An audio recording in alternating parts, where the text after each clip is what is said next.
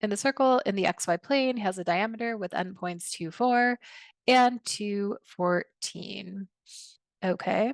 And then I have the equation of the circle. So recall the equation of the circle is x minus h squared plus y minus k squared is equal to radius squared.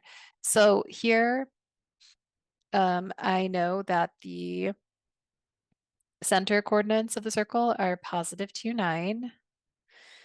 And it asks me what is the value of r.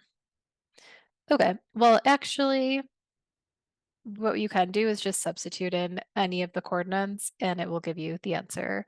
So I'm going to do that to this equation. So I'm going to put in the 2, our h value is also 2, and then our y value is 4, and then minus 9 squared to see what that equals. So this one's 0, this would be 25, is equal to radius squared.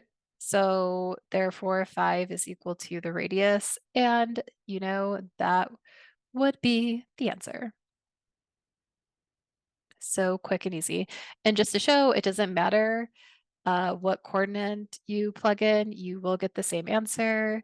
So for example, if I do 14 minus 2 squared plus, uh, plus, oops, might be, it would be 2.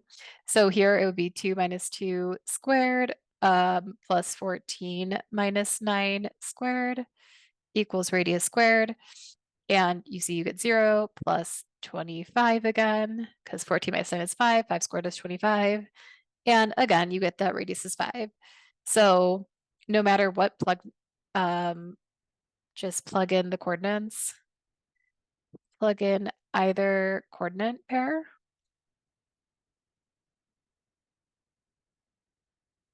to equation, and that will produce the radius. Okay, amazing.